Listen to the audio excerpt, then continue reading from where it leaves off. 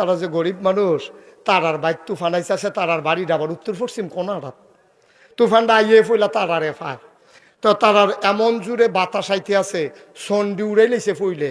ওহন এই বাহি যেদি আছে এইডিও লইয়া যাই খেতেছে, ফালামাল এমনি মরমরি দিয়ে উঠে কতক্ষণ পরে পরে। তো বেডিয়ে সেটা কইতাছে, হ্যাঁ কত বেড়াইতে দেখছি তুফান আইলে আজান দেয়, একটা আজান দিলেও তো তুফানটা কদূর কমে। তো এই কথা শুনে আজান দিতে গেছে, তুফান আরো বাড়ছে।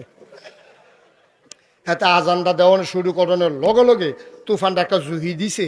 এ বেডিয়ে চিল্লান দিয়া কয়, তুফান বাড়তো না কমবো কেমনে? বেনামাজির আজান শুনে আল্লাহর সাইটুকটা দিছে কেন? কত কইছি যে নামাজ পড়েন, নামাজ পড়ে একটা কথা শুনেন না।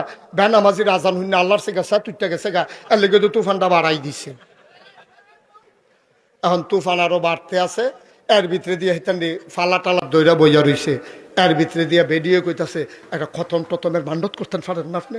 তখন এই খতমের মান্যত করতেছে, আল্লাহ যদি তুফানতে আবার ঘরটা বাসে, আগামী শুক্রবারে মসজিদে 2 কেজি বাতাসা দিয়া মিলাদ ফরান হইব। এখন এই কথা হুন্ডা সারছে পরে মাত্র কইয়া সারছে, তুফান আরো বাড়ছে, জুহি দিয়ে উঠছে। বাড়ে এখন কয় 3 কেজি।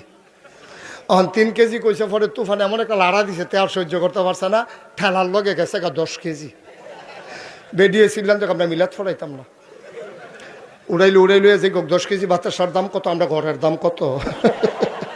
নতুন ঘর তুললাম, বাতাসার টেহা দিয়ে দেয় বালা।